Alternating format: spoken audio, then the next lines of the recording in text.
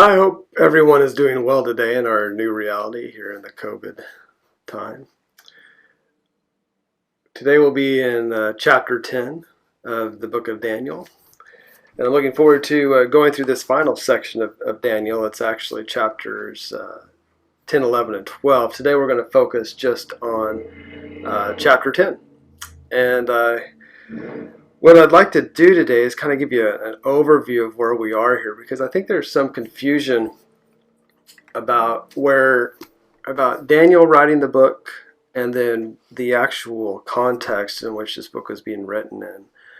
When Daniel was alive, it was during the time of the Babylonian and Persian rule over Judah, the Jewish people. The time in which we're reading chapter 10, 11, and 12, and actually some maybe even the earlier chapters of this book, deal a lot more with, and actually were written probably about the 2nd century, so probably about 150 to 160 BC, during the what was referred to as the Hellenistic period, the time of Antiochus IV, who was causing a lot of problems, which kind of led this to be more of an apocrypha of the times, of that epoch in which the people were existing. And so even though it's combined with Daniel, the entire book is combined, it was written over different periods of time based on what we can see here.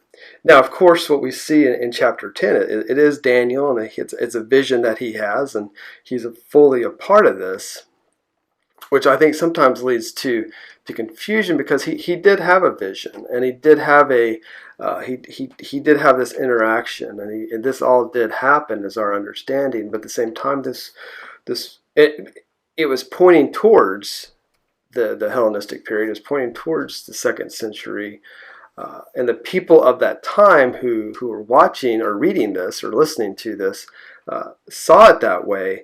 But for the most part, it wasn't fully formed up until the 2nd century. And even after that, it's debated that it could have had a little few more rewrites after that. So it's one of those things we have to always keep in mind, especially when it comes to the prophets in books such as Daniel, is that some of them were written immediately as the prophecies were happening, and some of them happened over decades, if not centuries, as they were being developed and completed and told to the people. Something to always keep in mind as we go through this book is that Daniel was supposed to be, and is considered to be, a book of hope for those who are oppressed, especially for the Jewish people, not only under Babylonian rule and Persian rule, and eventually Greek and Roman rule, but it was for ongoing hope for Jewish people today, and even for Christians, of course, today as well, to read Daniel from a perspective of hope, and that God is all part of this. A lot of times we like to take Daniel and think of it as pointing to the end times, or what the long distance future would look like, and there are some components to that. I think you could argue that, and I know there are people who do, but the focus here I would like to look at, and what I can see with the book of Daniel, is this: it's a book of hope.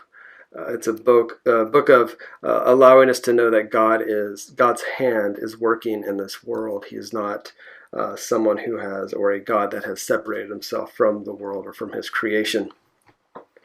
And also, it is also telling the story of how an oppressed people were trying to survive and living through a time of repression and oppression.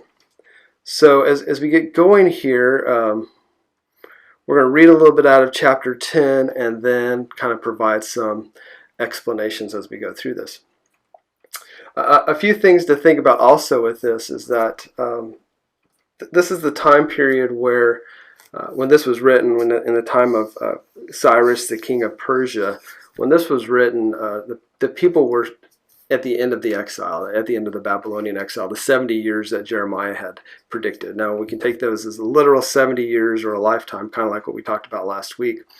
Or we can look at it as truly 70 years, and what Jeremiah had predicted, Daniel has now seen and has witnessed, and the people are now allowed to go back to Judah to rebuild the city and eventually rebuild the temple. So the exile, for the most part, is over in that regard.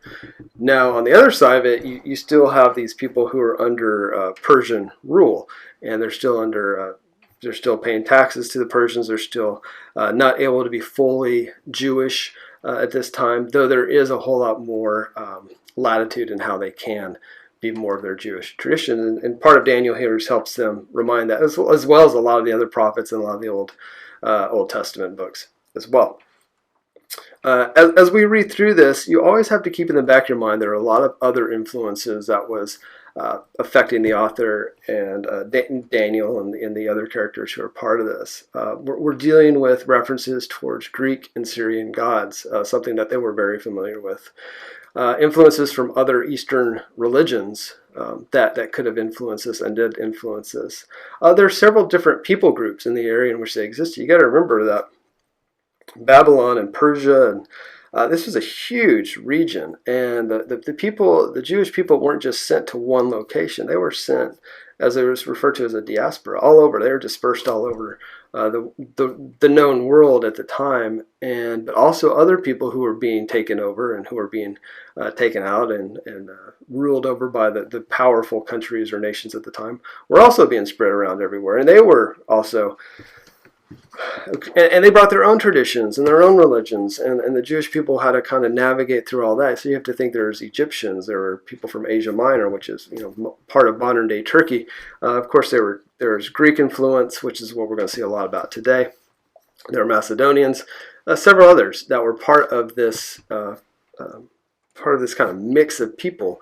So sometimes I think we like to think that the Jewish people were kind of just out there on their own, maybe didn't have a lot of outside influences and were pretty self-contained, but that is not the case at all. Another thing we have to think about, especially during the time of when this was probably really written and what it was focusing on, was the Hellenistic Jews. So there were also a group of Jews who had been heavily influenced by the Greeks and were starting to turn more to their traditions and turning away from the Jewish traditions and follow more closely the traditions of the Greeks. And part of that is it caused a lot of, as you can imagine, caused a lot of heartache and panic and a lot of issues with the more traditional Jewish people. So we have that as well. One other thing that we'd always have to think about when we look through here is, and I've brought this up a couple times before, is the Maccabean revolt.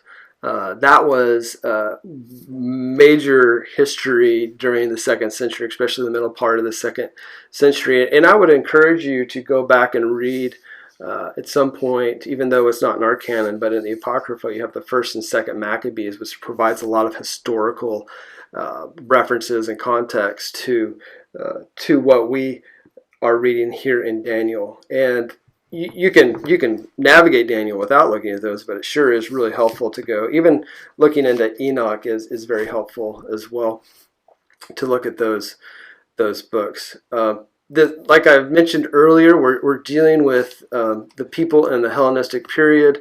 Antiochus IV is starting to has, for the most part, been really oppressive over the Jewish people. We've talked about what he did to the temple and the new god that he brought. He brought Zeus in to be worshipped.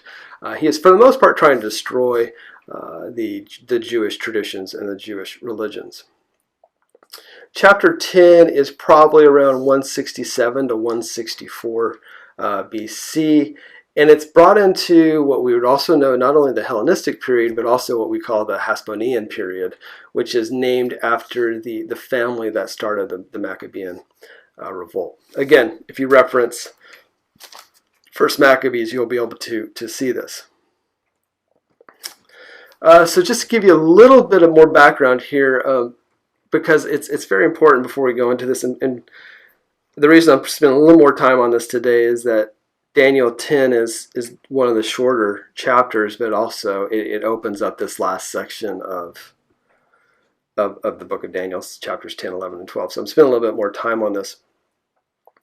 We have to remember that Antiochus IV was a Seleucid, so he was from the family or from the background of Seleucus, who was a general, one of the 4 major generals under Alexander the Great. And so once Alexander the Great had taken over the entire region, pretty much from India all the way into, what we know today is Eastern Europe. Once he had done that, he died quickly thereafter, and there were 4 generals who then started splitting up the area, or splitting up everything that Alexander had conquered. And so Seleucus was one of them, and that's where Antiochus comes from. The Seleucids, you may have heard of them before. And they came in, and over several of years of kings and reigns and everything, we now end up where Antiochus is. And for the most part, Antiochus, again, going back to First Maccabees, is compelling the Jewish people to, not compelling, probably more like forcing the Jewish people to abandon any sort of their religious traditions and to conform to his more pagan forms of worship. When this happened, there was a resistance to the king wanting to do this. And one of the people who started that was Matthias. He was a Jewish priest, and he killed a royal officer and another Jew who was doing a pagan offering, which, of course, as you can imagine, that probably made Matthias pretty upset. And so he took them out. And at that point, when he did that, when he killed those 2 people, you got to think back all the way back to what Moses did when he killed the Egyptian, and then eventually the Jewish people the next day, for the most part. The Egyptian, the Jewish people were upset with him for what he did, and now we're afraid. And anyways, not connected to this at all. But anyways, there are some issues there. So he started this rebellion. He was quickly killed or died, and after his death, his son Judas came on and started the rebellion, or continued the rebellion, and he was nicknamed Maccabeus, which means the hammer. And so he was known to be quite forceful and led the rebellion going forward. And so Judas or Maccabeus, depending on what you want to call him, pretty much removed the rebels, destroyed them. I'm sorry, he was the rebel. He removed Antiochus's power. He removed all the bad things, lack of a better word, that had happened to the temple, all the desecrations, all the destruction, and he rededicated the Jerusalem temple, which is an 8-day celebration, which now is referred to as Hanukkah, if I guess it depends on what part of the world you're from, but it's Hanukkah. And he rededicated the temple, and it all came back together. Unfortunately, it wasn't all over at that point. So after Judas was killed, probably around 160, the revolt continued with his brother named Jonathan, who continued to fight, and then another brother named Simon, who eventually drove out the Seleucid governor at the time. So of course, as kings would like to do, they put in satraps, or they put in governors to run certain regions. This was Bacchides, and at that point, it ended the war because they drove out the Seleucid governor. At this point, one of the last remaining brothers was eventually appointed the high priest.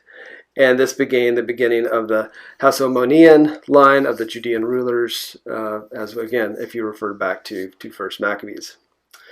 Now, that wasn't the complete end for the Seleucids at this point. They still had political control over Judea, but fortunately for them, the new king that was put into place after Antiochus, his name was Demetrius.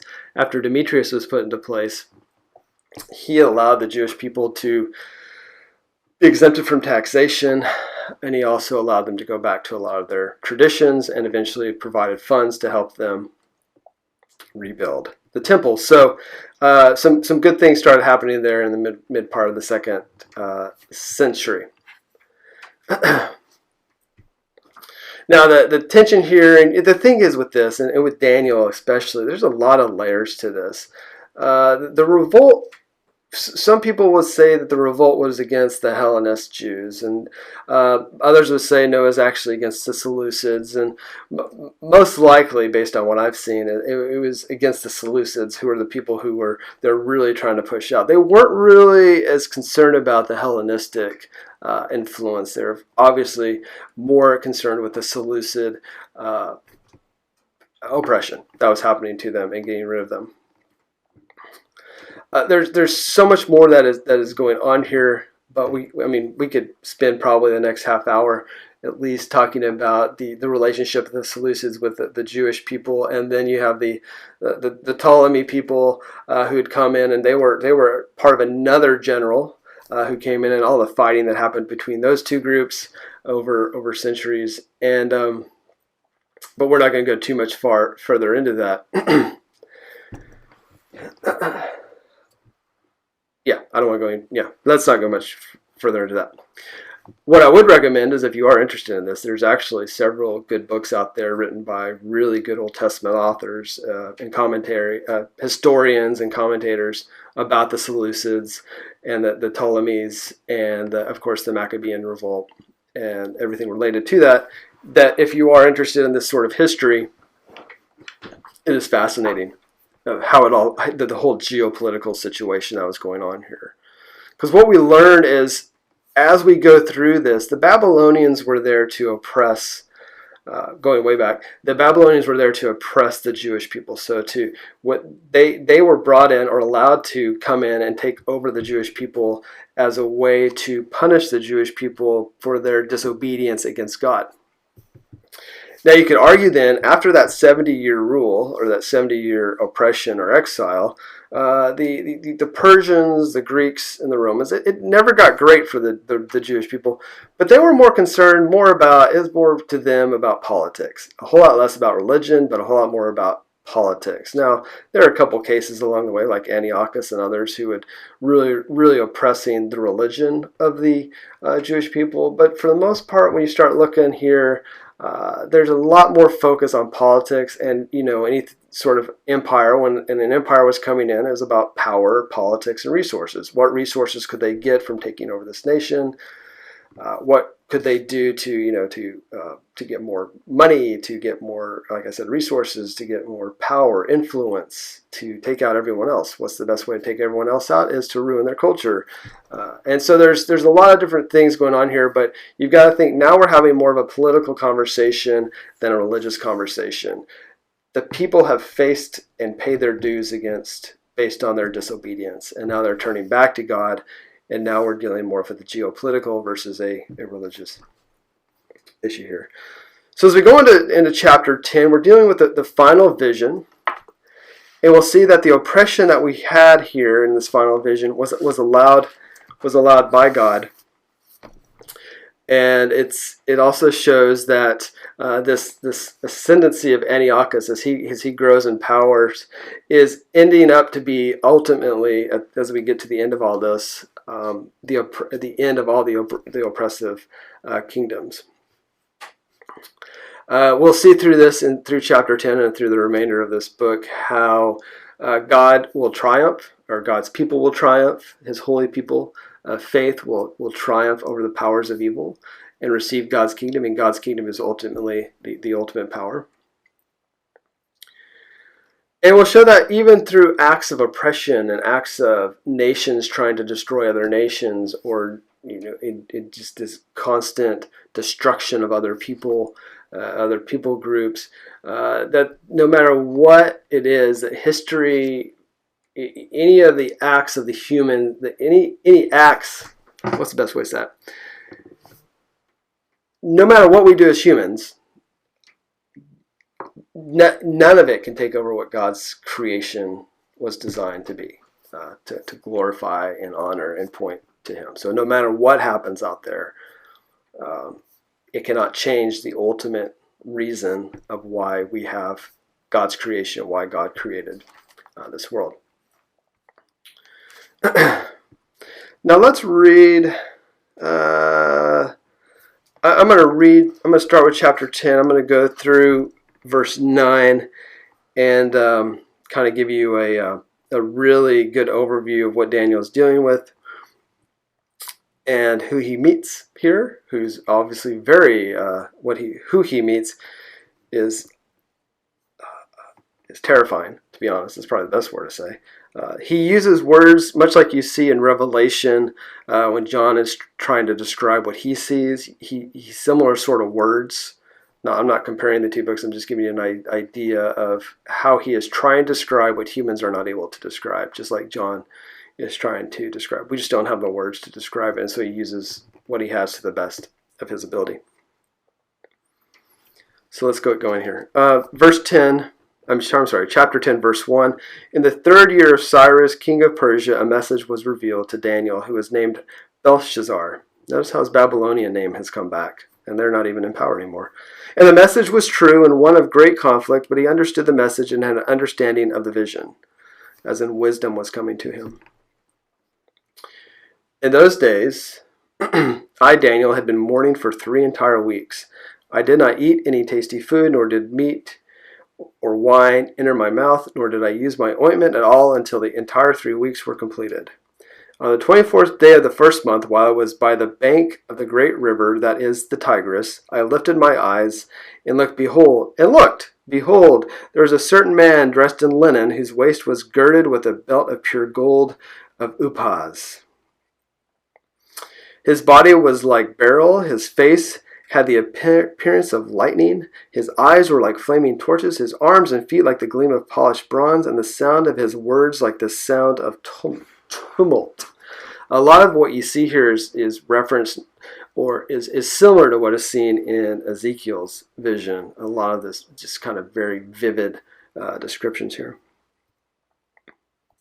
Now I, Daniel, alone saw the vision, while the men who were with me did not see the vision. Nevertheless, a great dread fell on them, and they ran away to hide themselves.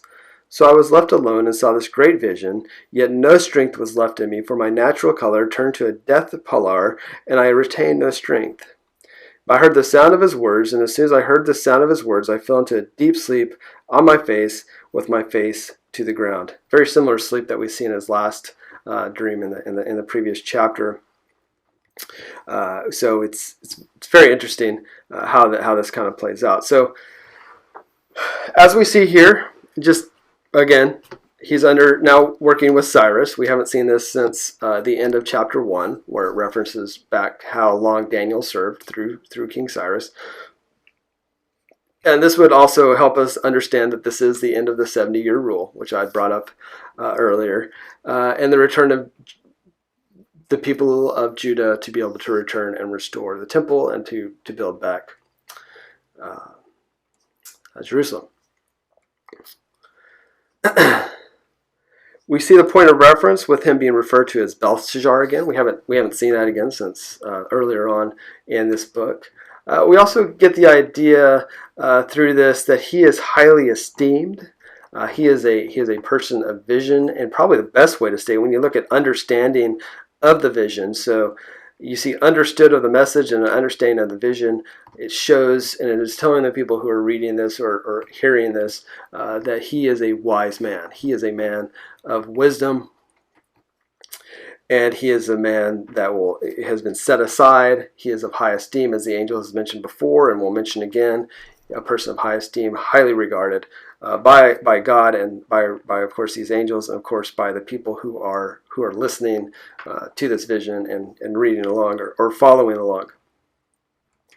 Depending on your translation, you'll see there in verse 1, a message was true and one of great conflict. It could also be warfare is probably a better way to look at that. So there's a large, huge, probably a better way to say it, spiritual warfare or spiritual war that is going on that he is witnessing and seeing, and we'll see a little bit more of that here in a little bit. It could be a point to it could also be a point to say maybe Isaiah 40 verse 2, where we're seeing, as we start seeing this conflict or this issue that he's starting to face as we go through this. We're dealing not only with Daniel's oppression or the oppression of an individual, but the term of the oppression or the idea of the oppression is for the entire community. And what we're pointing to as we go through this chapter is how this oppression is coming to an end. And so a lot of times when we see stuff like this and we read of end of times or an end of a time, a lot of times in our Western 21st century context, we like to think that he is referring to the end of times, as in when Jesus will return. For those who believe that, he's looking at it from that perspective, but that's not what Daniel is looking at. This is the end of an epic, end of the Babylonian rule, which was one epic, and the end of eventually of what we're dealing with today is Antiochus, and the end of that oppression that Antiochus had over him. So you have to be careful with apocryphas, this sort of literature, because many times it is within the context in which you're living and how that ends, and that's a lot of what Revelation is. I think sometimes we take Revelation and we put too much emphasis on that of being the end of times is what he's referring to. A lot of that is dealing with Roman oppression. That's a whole other class, so we're not going to go there right now, and I'd be happy to take that offline and we can discuss further. What we'll notice here is that in verse 1, this is just kind of more of a technicality. We're referring to Daniel in second person, but immediately in verse 2, he goes to first person. And it's establishing that he is the author of this vision, or he is the witness of this vision, and he has, based on it being, again, understood and the understanding of the vision as it is truthful. It is something that is true. As we go into verse 2, Daniel has been mourning. Now we're in the eyewitness account, or first person. We see that he's been mourning for weeks. Even though this is first person, it also symbolizes that the people of Judah, the Jewish people, have been mourning as well for a significant amount of time, and being able to allow that people to understand that oppression that they're dealing with. And you're also thinking about what is the current state of Jerusalem. So even though this is during the time of Cyrus, Jerusalem itself is in really bad shape. It's not yet really been rebuilt. The temple has not been rebuilt. And so there's that mourning for their homeland, that mourning for Jerusalem and for the temple, and them not being able to fully do what they're wanting to do as a people. First Maccabees 139 has a really good reference to this, and it says, "Her sanctuary became like a desolate desert. Her feasts were turned into mourning, her Sabbaths into a reproach, her honor into contempt." The people were not able to do their typical rituals and their typical sacrifices and their typical religious traditions, and so it was of course, a time of mourning. If they were not able to do that as a people, they were not able to be who God had chosen them to be. So there was a huge disconnect there. The drama that you see around the inability to eat any tasty food, nor meat or wine, just kind of shows you how intense this is. He cannot be comforted at this point. It is so bad. The mourning is so bad and so intense that it's just not possible to be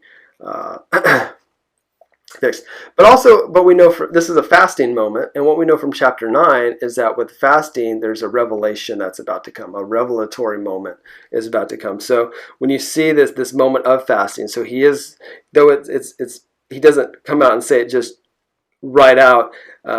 It's for the most part is saying that he is fasting and what he is doing here, and so it's meaning that it's pointing to something revolutionary, not a revelation or revelatory is about to happen. You can also compare this to earlier on in Daniel when he did not eat the king's food. Whenever he said, "No, how about feed us vegetables and water, and we'll be fine." And we do not need that because God is in this. God is going to give us the power. God is going to reveal to us the mystery of how to survive this. God is going to provide that to us. Similar sort of contrast there to what happened earlier in the book. And it's the same way that he was preparing to face the trials that he was about to endure. Just because we're coming to the end of Daniel does not mean that the trials were about to be over for the people. It continued on for centuries, decades, and centuries later. But what it is showing, there is an end that is coming. There is that hope of an end that is coming. But through this mourning, they know that they can endure and face the trials, just like when he first got into Babylonian exile. Through that process of fasting that they did, they were able to endure the trials that they'd be facing. The 24th, going into verse 4, on the 24th day of the first month, we're dealing with the month of Nisan, and this is the month of Passover. where he's refusing to eat, which is odd. You've probably heard of the month of Nisan before, whenever you read the book of Esther. And again, it's kind of the time period we would know it to be probably March to April, when the Jews are the Jewish people are celebrating Passover. You had Haman from Esther, who's the villain who wanted to determine, cast lots to determine when the genocide would happen of the Jewish people. It was determined to be the month of Hadar, so we're now in the first month of Nisan. Hadar will be the month that the genocide happens in Esther, so the people had 12 months to kind of contemplate and work that out. Fortunately, Esther stepped in and bad things did not happen to the Jewish people. But anyways, that kind of gives you a time of reference of what that is. Anytime you have a reference to the Passover here, like we're seeing here in the 24th day of the first month, when you're seeing that, any idea, of course, with the Passover, you go back to the Egyptian Exodus and everything related to that, and the Passover, the people who did what they were asked to do during the time of Passover were saved and were allowed to be part of the Exodus of Egypt. Again, what that is symbolizing to the people here is just like the people in Exodus were delivered by the hand of God and saved by the hand of God. At this time, that is the same thing will be happening. Only through the power of God can they be saved. And just like God redeemed the people from Pharaoh, God will redeem them from Antiochus and the other oppressive stuff they're dealing with.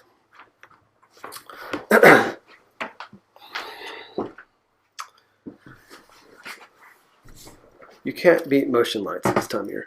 Okay, the Tigris River is of course a significant geographical viewpoint there at the end of verse 4.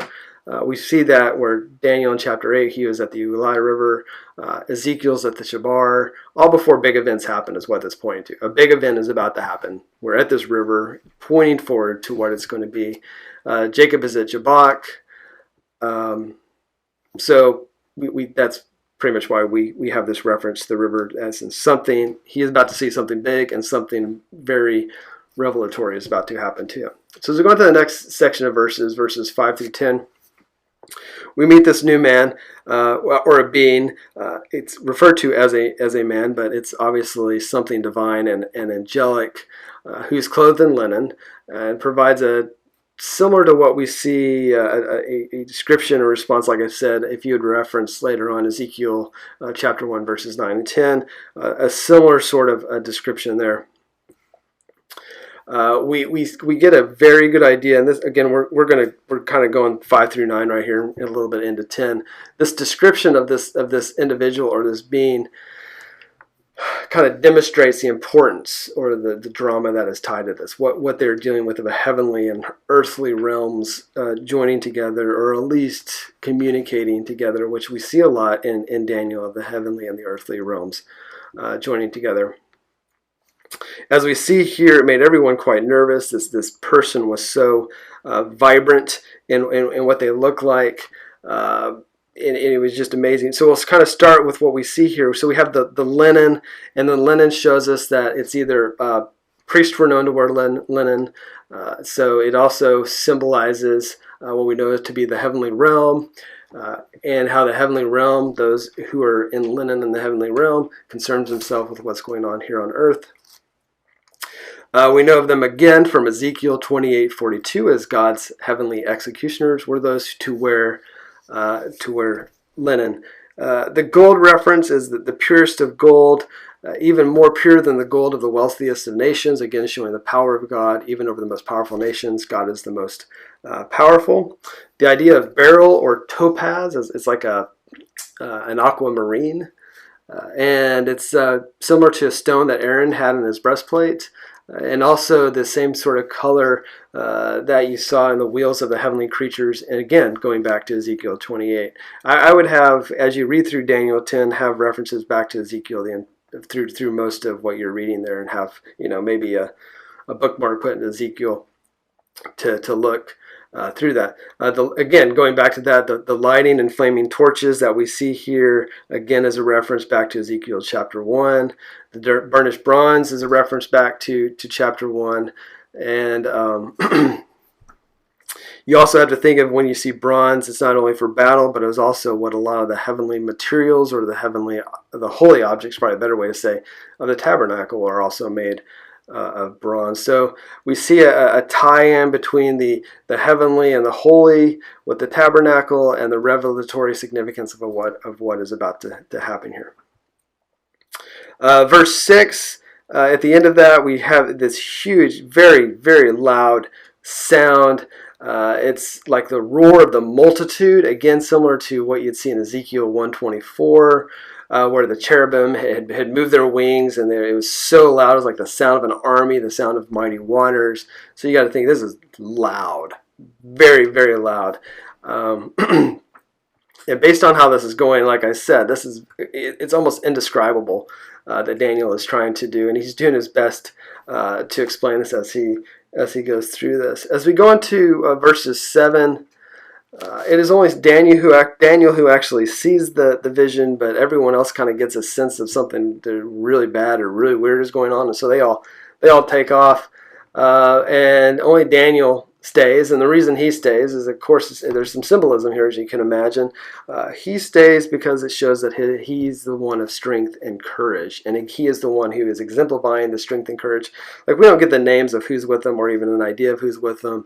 It's just, we call it random people. They're obviously probably some officials or somebody of some sort of significance within the community, but they take off. The only name we know here is Daniel, and he is the pillar of strength and courage, which is, this whole book has been around about Daniel's strength and courage. And so he's left alone, even though he is the pillar of strength and courage, as you see in the next couple verses. He's left alone and has become very weakened by this presence. And he falls into a trance, similar to what we saw there in chapter 8, verse 18. And we also know there's other people who've fallen into trances. If you go to Abraham, if you look into Abraham in Genesis 15, 12, there's a similar sort of trance. In Balaam in Numbers 24:2, there's another one. And then Ezekiel chapter 1, 28. Is one as well.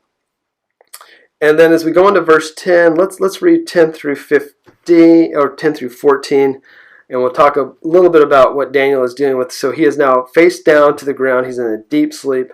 Like I said before, that's probably similar to what we saw in chapter 8, word usage. And if you remember from chapter 8, there's a reference back to Genesis when Adam was put into a trance when God created Eve. There's similar sort of wording that is being used there. So just something to keep in mind. So verse 10 of chapter 10. Then behold, a hand touched me and set me trembling on my hands and knees. We don't know whose hand this is. There's a lot of mystery to it. Now, we can guess all day long, but it doesn't say. In the context, it could kind of put two and two together, but it's interesting that it doesn't say, and Gabriel's hand touched me, or Michael's hand, or God's hand. But anyways, verse 11, he said to me, O Daniel, a man of high esteem, understand the words that I am about to tell you, and stand upright. For I have now been sent to you, and when we had spoken this word to me, I stood up trembling. Then he said to me, what do all angels like to say? Do not be afraid, Daniel, for from the first day that you set your heart on understanding this and on humbling yourself before your God, your words were heard, and I have come in response to your words. But the prince of the kingdom of Persia, keep that in mind, we're going to spend a little time in verse 13 of who that is, was withstanding me for 21 days. Then behold, Michael, one of the chief princes, came to help me, for I had been left there with the kings of Persia. Now I have come to give you an understanding of what will happen to your people in the latter days, for the vision pertains to the days yet future. Yet future here being the time of Antiochus. So we're looking at 2nd century BC.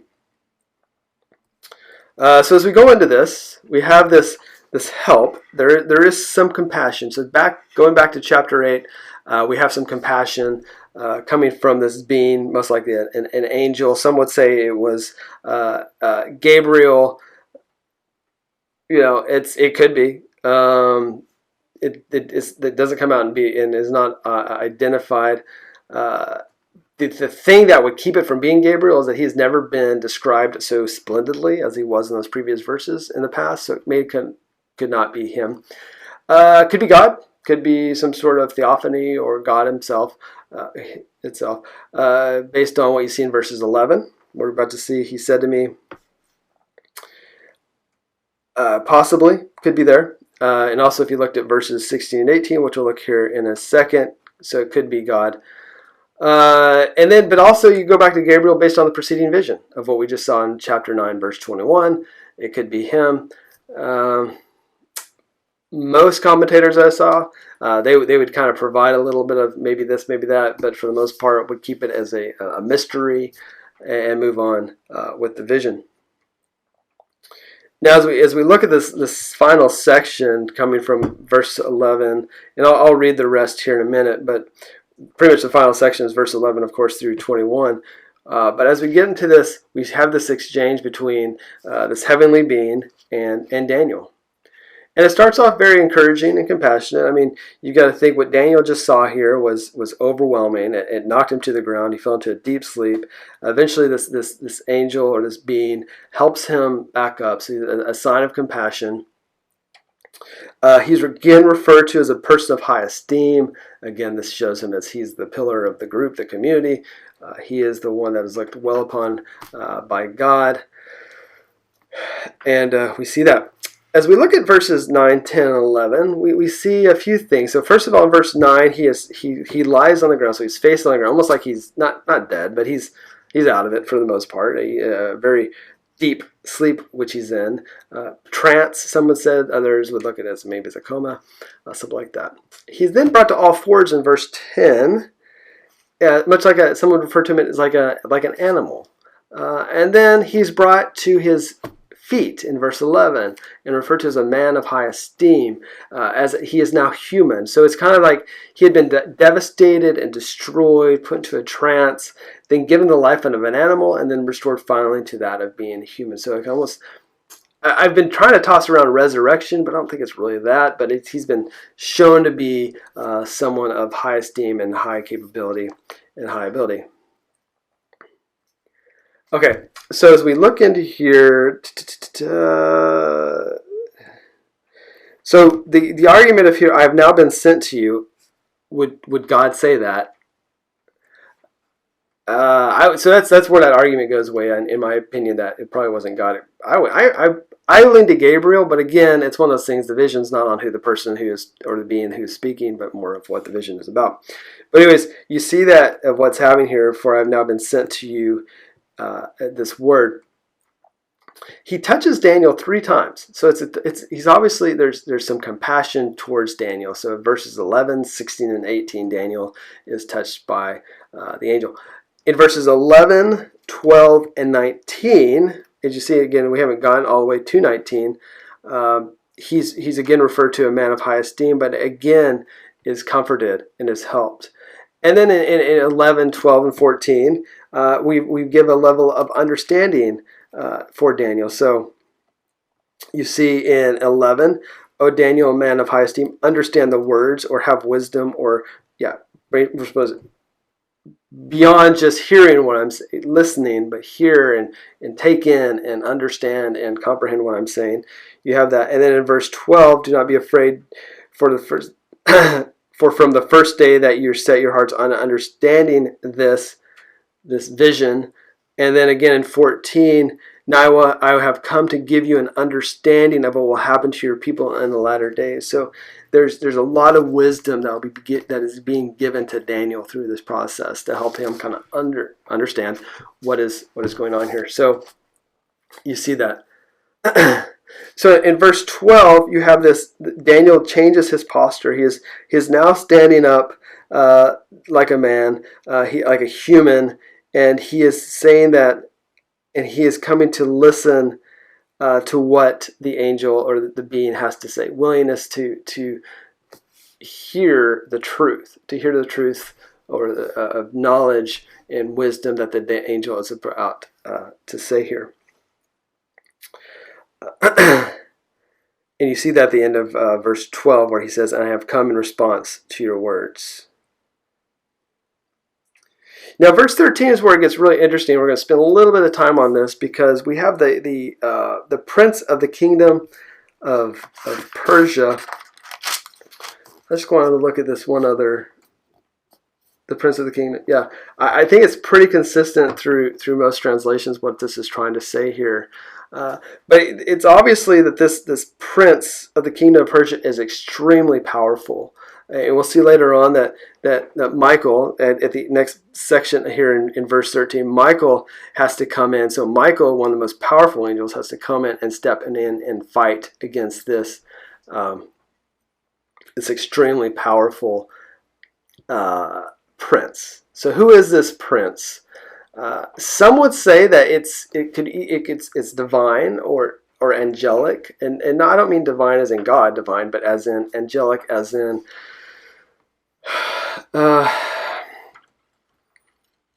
maybe the patron angel of Persia. Maybe one way to look at it, or it could just truly be a earthly ruler. There's a lot of different context to this. The word that's being used here in Hebrew for prince is the word sarim, S-A-R-I-M. That's not how you spell it in Hebrew, but that's how we spell it. We translate it over. And it means an uncertain kind of supernatural being, which we can think of as gods or underlings of God representing the nations. And the reason I bring that up is if we were to go to, and we're going to do that, for those of you who are following along, we're going to go to Psalm 82, 1 through 7, and we're going to read a little bit about this and talk a little about who these people are.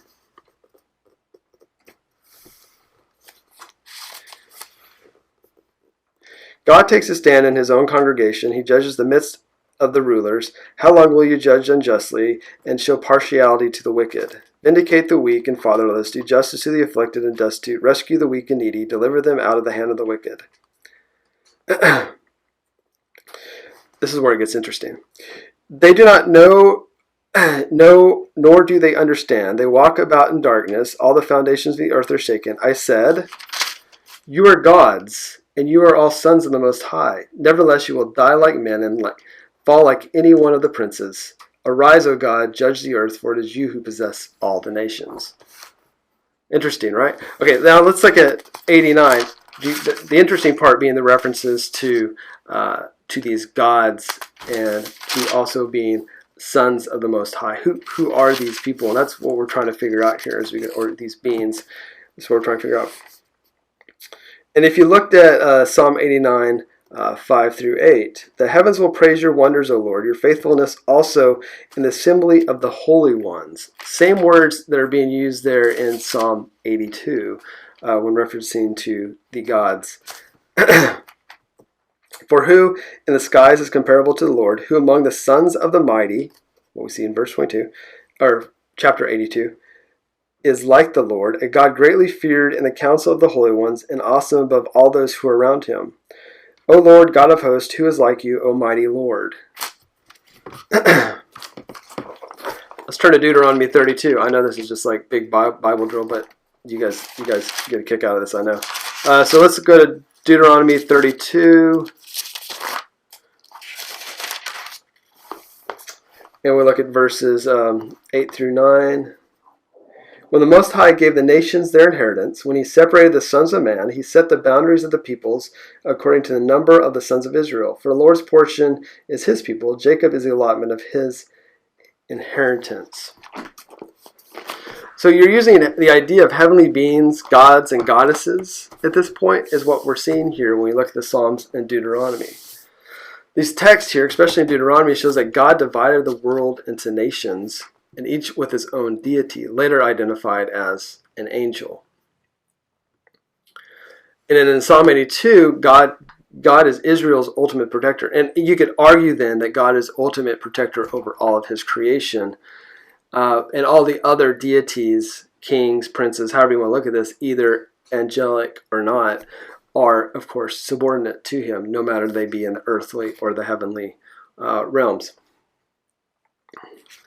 So what this shows us here is that there's and I think sometimes we forget of having the earthly and heavenly are actually together. They're combined. There's interaction between the two on a regular basis. But what this shows us here between what we see in Daniel 10 and what we're seeing in these other scriptures here, and what we're seeing what is happening and why this message is coming here in the first place, is that the community was very bad off. If this angel who's speaking to Daniel needs help from Michael, who is another angel, fighting off whoever this prince is, be it another deity of lesser stature or be it an earthly prince, it's a very powerful idea, and what it shows us is the amount of suffering the Jewish people were going through at this time. The key role of Michael was to, of course, to protect the Jewish people, and that's why he was called in to do that. He is not contradicting or competing with God's rule or God's rule. God is obviously still in control through all of this, but Michael is coming in to be part of this battle this battle against evil, this battle against oppressive nations. You read a lot of Near Eastern ancient texts, and there's always a lot of you'll see many times a significant amount of heavenly beings being called into earthly battles, or earthly battles that reflect the involvement of a heavenly army. We see that in Ezekiel. We see that in other Old Testament texts. We see that in extra biblical texts. We see that just in history of the time of how they tried to decipher the world and how they were trying to work through their ideas of the world. The idea of this heavenly army that is coming, that Michael is leading as we go through this, is the idea the army is coming to help Israel win the battle. And without this heavenly army, and we've seen this before, without the heavenly army, the battle is not winnable for Israel. So without the intervention of the divine, the people of Israel cannot survive. And then the idea on the other side of that is that, of course, if there's a heavenly army for the good guys, you want to call them that, there's also the evil side of that too. So there are heavenly armies who oppose God, who are against God. So you have these earthly battles that reflect the battles in heaven, and whichever side wins in heaven is equivalent to the win there on earth. And so you see that back and forth between heavenly and earthly battles.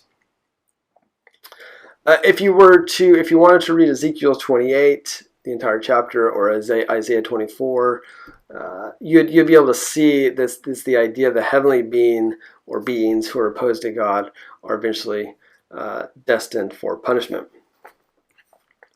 A little bit more about Michael. This is actually the first time, we're still in verse 13, this is actually the first time he's identified in the Hebrew scriptures with the name. And his name actually means who is like God. What's interesting here is that I provide you a little context, but there's no additional context about who he is here. So the people somehow are familiar with Michael. Maybe there is some other additional traditions, some other stories, some other ideas that were developed along the way about who Michael is. But we're not provided any additional information. So what that tells us as a reader in the 21st century, that they kind of already knew who he was. So like I said, he is the guardian of Israel. He's there to protect God's people and to be the one who helps triumph over evil and to bring justice and peace back in. And we'll again see him again in Revelation 12:7 when he slays the dragon. And let's not get ahead of ourselves, but we believe that dragon most likely to be Rome. Some of you probably think it's China. It doesn't really matter at this point. But we're just saying that Michael will show up again, and he continues to work through his work with his power and work with God here. Now we spent a little bit on 13. We're going to spend a little bit on 14 too, because this is some stuff when it talks about the days yet latter days, for the vision pertains to the days yet future. We've seen this before. We saw this in chapter 8, verse 17. And we saw it also in chapter 9, verse 23, when Gabriel talked about the end of days or the latter days. The end of days here is a reference to the end of the Persian rule or the end of the Persian Empire. Again, the end times here is the end of an epoch. It's not the end of the world. The Persian representative that we see coming around here, the Prince of Persia, is there to stop whoever this messenger is from bringing the message that it's the end of their empire. And so they believe that if they can stop this message that it's the end of their empire, that then the empire will continue. Daniel is given this information so how he can help provide some additional, so he can then communicate that to the people for them to understand that there is a battle going on and that there is going to be an end to the rule. So think about it here. So when you think about the end of days, and we could even think about this in today's context. I don't want to be too dramatic here, but it is pointing to the end of their end of days here is pointing to the end of the time of the world as they know it, the world that they knew during that time. So this would be the end of the rule of Antiochus, which we talked about related to the Maccabean revolt. It was the end of the reign of oppression of Antiochus, the end of that. The world that they knew of oppression was ending. You could say the same for us today. The world that we knew 4 weeks ago, 5 weeks ago, however long this has been going on, is going to be different coming out of it. It was changing already. It sped it up a little bit. I guess you could argue that. So think about it more that way. It's not an end of the world scenario. Just like these, we're not dealing with the end of the world scenario. This is also letting them know that relief is coming, and we can also have that hope too. That relief is coming too. It just may not be in our time frame or on our timeline, but there is that hope, and it certainly wasn't in the timeline of the people of Judah. They would love that oppression to end centuries earlier, but it was one of those things where it continued to happen. But there's also the idea of relief was in sight for them. Let's finish up here, and I'm going to go ahead and read 15 through 21, and we'll wrap this up.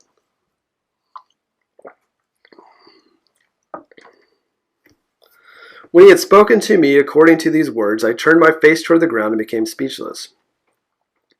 And behold, one who resembled a human being was touching my lips, and I opened my mouth and spoke and said to him, who was standing before me, O my Lord, as a result of the vision, anguish has come upon me, and I have retained no strength.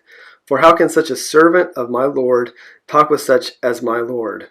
As for me, there remains just now no strength in me, nor has any breath been left in me. Then this one with human appearance touched me again and strengthened me. He said, O man of high esteem, do not be afraid. Peace be with you. Take courage and be courageous. I think you guys have heard this before. Be strong and courageous. Similar sort of thing. Now, as soon as he spoke to me, I received strength, and he said, May my Lord speak, for you have strengthened. May my Lord speak, for you have strengthened me. Then he said, Do you understand why I came to you? But I shall now return to fight against the prince of Persia. So I'm going forth, and behold, the prince of Greece is about to come. The transition from Babylonian, Persian, Greeks, especially the Romans. We're seeing that transition here. However, I would tell you that what is inscribed in the writing of truth, yet there is no one who stands firmly with me against these forces except Michael, your prince. A good way to end it. And to be honest, this should roll right into chapter 11. And if we had 6 hours today, we could do that. But we don't, and we'll go into chapter 11 next week. But as we go into this, we continue to see this powerful encounter between Daniel and this angel, and then he again is strengthened by the angel. Much like you probably saw or recall from Isaiah 6, Daniel's lips are touched by the angel, giving him more strength, giving him the words to speak, giving him the message to give, and for the most part, to strengthen him to be who God has called him to be, the man of high esteem. He is strengthened, but yet has not strengthened. He remains trembling. And what that shows us here is that Daniel is still powerless without God's power. The people of Judah are still powerless without God's power. They're still trembling, even though they've been given strength, even though they've been given hope, and even though they've been given a sight a view that there's an end in sight of this oppression. They're still powerless. They still need the strength of God. It's the same for us today. Even though we know what is going on right now in our lives isn't going to go on forever, and we've been strengthened by God by knowing that we still need God's power to help us get through everything that we're trying to do and everything we're trying to deal with. The usage here of the pain that Daniel is in, and not being a woman, I cannot understand this by any stretch of the imagination, but it's a reference to birthing pains that you'd get from Isaiah 21, 3 through 4. So it's just interesting how they used that related to how Daniel was feeling, and the anguish and pain that had come upon him was, again, like I said, related to a birthing pain or a woman in labor. Again, no context for me whatsoever. I could not imagine it. Anyways, as we continue to go into verse 19, he is strengthened again by the angel. We have another compassionate encounter by the angel. God hears Daniel just like he did in chapter 9. And so we get that continuation of God is part of this. We also see that Daniel now has enough strength to ask for the angel to speak and communicate to him what is going on. He's ready to embark on the journey or the mission that God has put him on. Again, he is symbolizing the Jewish people. The Jewish people then are ready to embark on the journey that God is about to put them on. Again, we have the do not be afraid, but be strong and courageous text that we got from Joshua back, if you go back to the Torah and the first 5 books there of what we refer to as the Old Testament. Be strong and courageous. Take your people, let them go with you. Be not only you as an individual, Joshua, strong and courageous, but the people of Israel.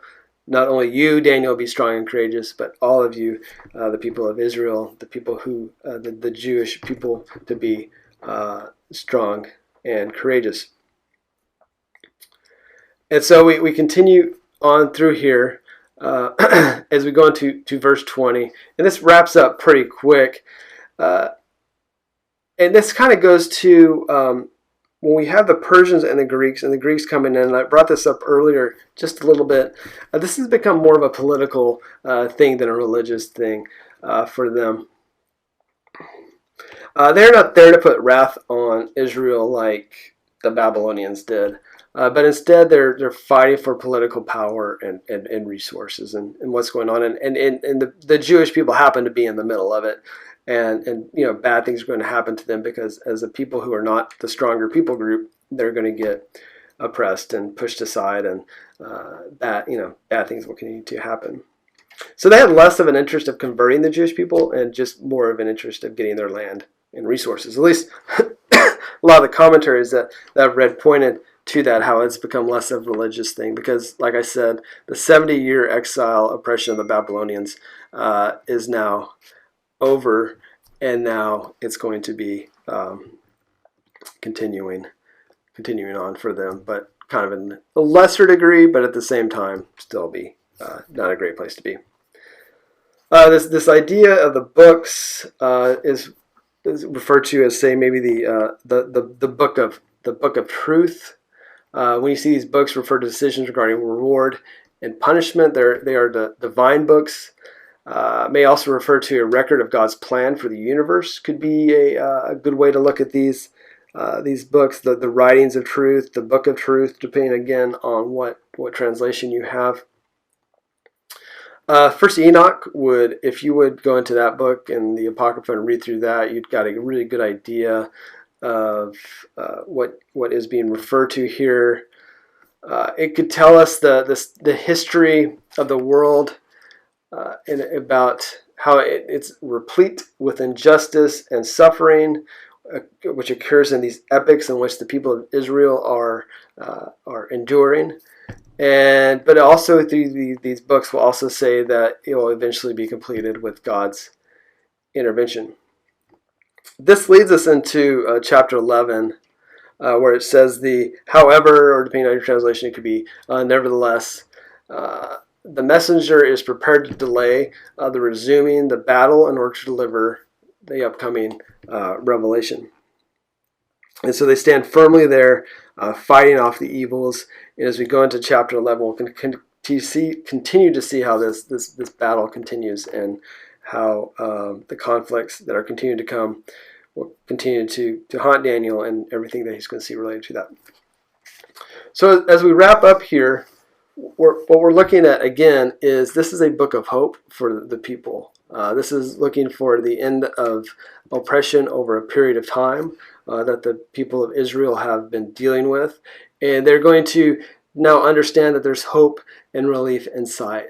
And that there is also be able to have a better understanding that there is much more going on around them than just what they see there on earth. But there's a heavenly, a divine component in this as well. And that's something we need to think about as well, is that there's a heavenly and an earthly component in which we exist. And we will never, as Paul would say, we have kind of a dark view or a dim view of what is fully going on around us when it comes to the wonderful mercy, grace of God, of our Creator, and that He is fully involved in His creation, and everything that He does is part of His plan, and we don't fully understand it. And even though Daniel was a man referred to as of high esteem and full of understanding and wisdom, he still only got part of the mystery or part of the revelation of who God is and what God's plan is. And that's the same for us today. I get a lot of questions as we go through Daniel about pointing it to the end times and the end of the world. And now with everything going on with the virus, there's this idea that we're in the end times. And I just, well, first of all, I'm not arrogant enough to even want to predict that, because, no one knows. And then secondly, if you really looked at the context of our entire world versus just our current situation, there's so much more going on than the inconvenience that many of us are facing right now. So there's a lot to this. And if you look at what goes on in Daniel, if you read what the people of Israel went through in the Old Testament, you'll see there's a lot of crazy, horrible, oppressive stuff that goes on through that. But God is constantly with His people. Even when they're disobedient, He is with them, and He still has His hand in part of it. So that's where we're going to end today, and I hope everyone has a good rest of their week. Thank you.